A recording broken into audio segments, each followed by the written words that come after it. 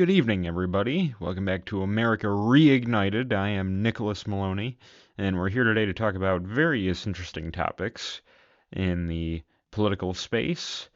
The first of which will be brand new tariffs on China that came about just today.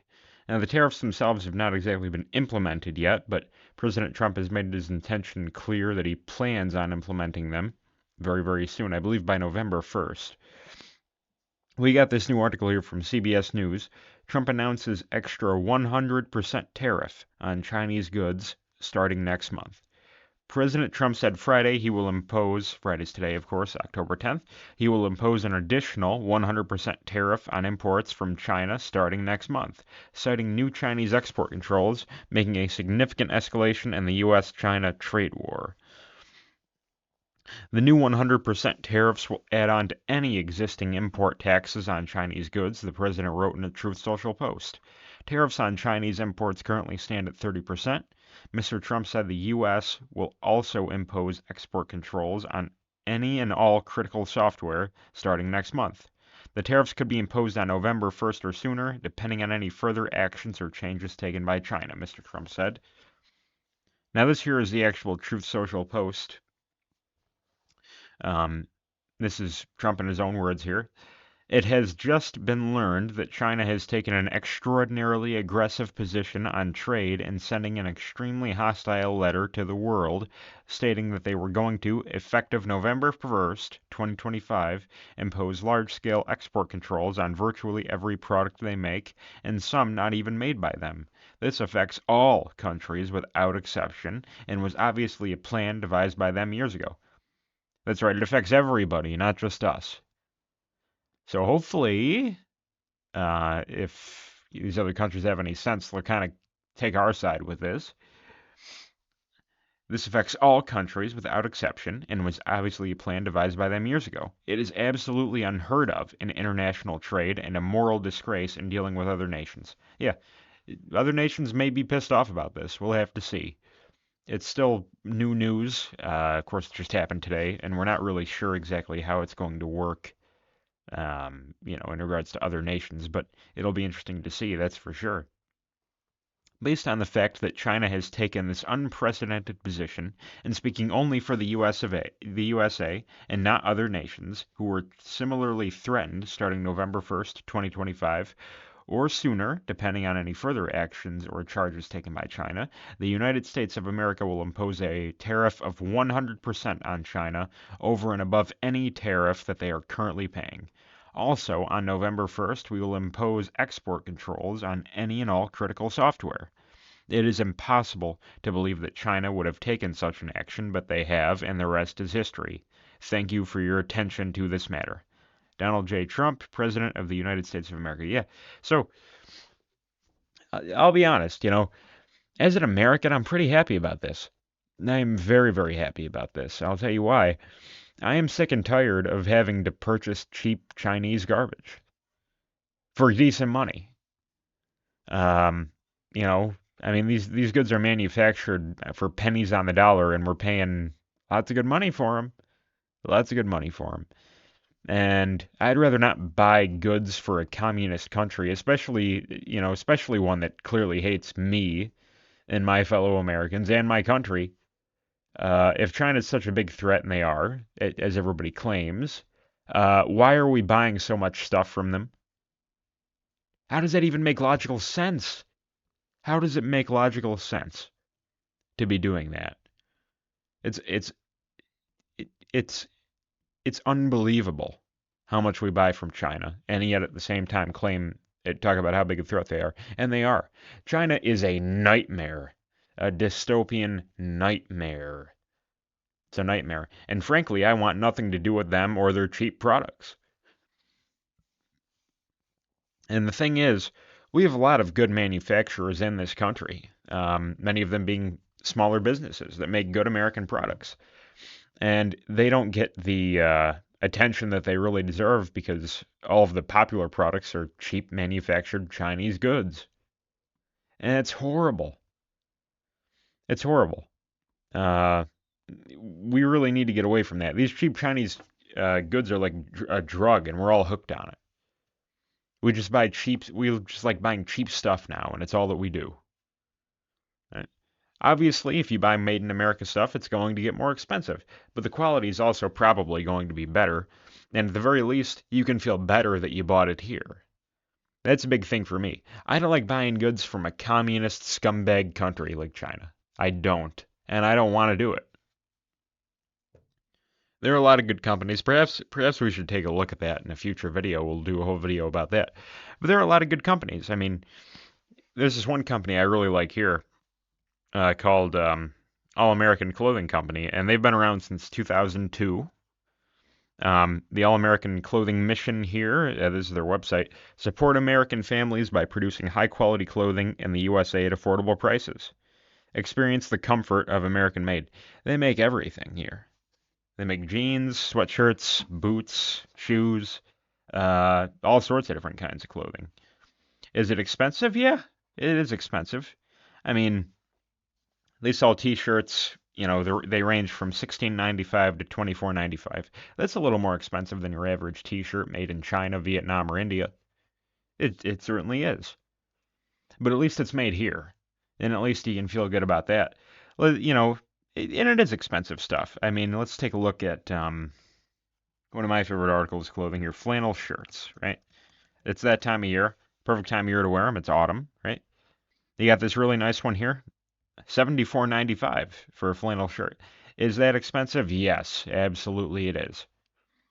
But you know what? If this company was more popular and it had a lot more customers, maybe they wouldn't need to charge that much for a flannel shirt. And I understand not all of us are made of money, and of course we're not. A lot of us are struggling to get by, to no fault of our own. It's just kind of tough out there right now. It certainly is.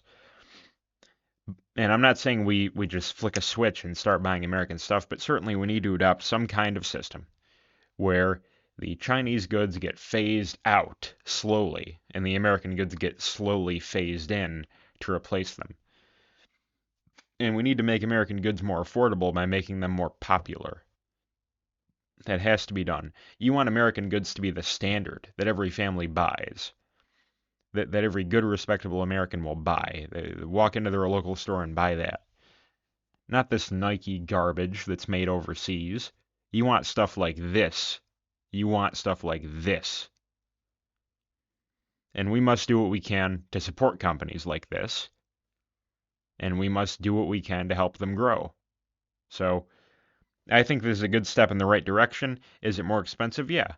But what difference does it make if you're going to pay um, also a very large amount of money for some cheap crap made in China that's not even as good quality?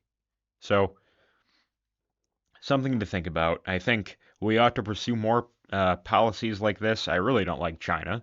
Uh, I don't really like communists in general, so I certainly don't like China or the Chinese government. And I think this is a step in the right direction. So I'm very happy to see these developments personally. I really am. I really am. And so far, nobody, myself, nor anybody I know, has really suffered a lot from the tariffs. I've not really noticed any significant changes, to be perfectly honest. Perhaps I'm living under a rock. If you have, please let me know in the comments below if you've noticed any big significant changes. I'd love to hear about them. But personally, it's not really hit me or anybody I know that hard. We all seem to be doing fine still for the most part. So slapping on an additional 100% is a-okay with me because I'm not super thrilled about buying Chinese stuff to begin with. But that's a bit of a new development. Um, we also have a new development today in regards to the Nobel Peace Prize. Trump did not, unfortunately, in my opinion, because I really kind of would have liked to see it, he did not, unfortunately, get granted the Nobel Peace Prize. However, if Trump is to be believed, the winner of the Nobel Peace Prize reached out to him and told him that he really deserved it. We have this article here from AP. Trump says Nobel Peace Prize winner told him he deserved the prize, and there's a little video here to go along with it. President Donald Trump said the Venezuelan opposition leader, the lady who won the Nobel Peace Prize, called him to tell him he deserved the award. Trump listed the peace efforts he's made while in office this year, something that's become a frequent habit as he appears before the media. There's a little video here. Including a very big one, and I'm not sure. When you say big, it's certainly, I think, to the mind of most, the most important deal ever made in terms of peace. But the one we just signed, it's been signed, sealed, and it's going to start taking place now. It's already started. Monday's going to be a very big day when the hostages come back. But I made 8 deals, transactions of wars. The person who actually got the Nobel Prize called me and said, I'm accepting this in honor of you because you really deserved it. A very nice thing to do. I didn't say then give it to me though. I think she might have. She was very nice, and I've been helping her along the way. They need a lot of help in Venezuela. It's a basic disaster. So, and you could also say it was given out for 24, and I was running for office in 24. All of the transactions that we did in terms of closing, but there are those that say we did so much that they should have done it, but I'm happy because I saved millions of lives. And Trump has done a lot for peace, I think. Really quite a lot. He makes the comment frequently that he's ended 7 wars, and he's not actually that far off. There's a whole list of stuff here that he helped solve. We'll go over it quickly because a lot of you probably already know this. There was the short little conflict that Israel and Iran had recently. He got that one settled. There was the India versus Pakistan conflict. That's probably the biggest one because they both had nuclear weapons. It could have been a disaster. He got in there and put a stop to it. Even though, really, maybe, for American interests, this is going to sound bad, but maybe for American interests, it would have been better to keep the war going because India and China don't much like each other. But at the same time, they're kind of trying to ally with each other because we're posing such a problem for them, right? India, China, and Russia are not natural allies. They never have been. They're only trying to get together now with organizations like BRICS and everything else because we are getting involved in their business. If we simply remove ourselves from the equation, we're going to go back to killing each other like they always have on the Eurasian continent. So, but he still got involved. He did the right thing, the morally right thing, and it was the morally right thing to get involved and put an end to that conflict before it got out of hand because China was kind of on Pakistan's side. And India and China, they still don't really like each other very much, but there was that one. That was a pretty big one. You had the Democratic Republic of the Congo versus Rwanda. You had Cambodia versus Thailand. You had Egypt versus Ethiopia. Armenia versus Azerbaijan. Serbia versus Kosovo. I mean, these are big achievements. They are. Hopefully, Ukraine and Russia will be the next one to come to pass. I'd certainly love to see that.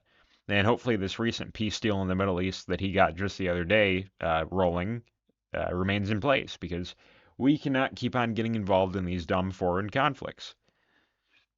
It's not good for Americans, and it's not good for the country. So that's all we've got for today, for the most part. Some interesting updates, to be sure. I'd love to hear what you all have to say about them. Please do leave your comments in the comment section down below, and don't forget to subscribe. Spread the news about this channel. We're trying to get it big and get it up and running. So please do what you can to get the word out there. Hit subscribe. I try to do a video each day. We're still working on that, and I'd like to continue following that sort of path. So please do so, and I will see you all in the next one. Thank you all for tuning in, and have yourself a wonderful night. Thank you.